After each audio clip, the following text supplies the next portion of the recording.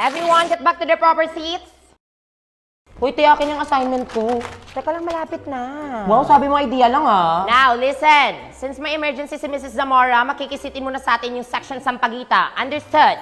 Okay, section Sampaguita, please occupy the vacant seats. Ano to, value of wine, no? Ate X. Ha?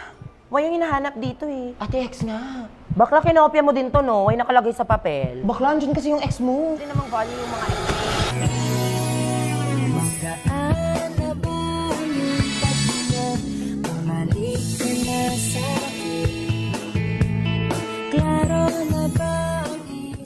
Okay, how was everyone? Okay lang, ma'am. Ako? Okay naman, Gagi. Ano ko ba, matagal na.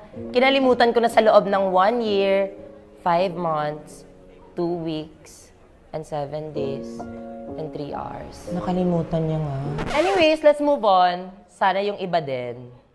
Speaking of moving on, let's have a quick recap. What did you learn about our lesson yesterday? Can someone volunteer? Lesson? Naku, ma'am, marami. Saan tayo magsisimula? Doon sa algebra? Nasa tagal-tagal kong nag-solve, mali pala. Na minahal ko siya. Baka algebra. Puro kayo kalokohan! Ano na ba kayo dyan sa likuran, ha? Miss Precious, sit beside Mr. Ano pangalan mo, Iho? Brent po. Ha, ma'am, dito na lang ako. Ma'am naman, eh. Muli, ibalik ang tamis sa pag-ibig. Kaya pa yan, late game! Tigil nyo nga yan para kayong mga bata. Ma'am, ayoko nga dito. Kahit sa ibang seat na lang. Kakaupo mo pa nga lang, iiwanan mo na ako agad.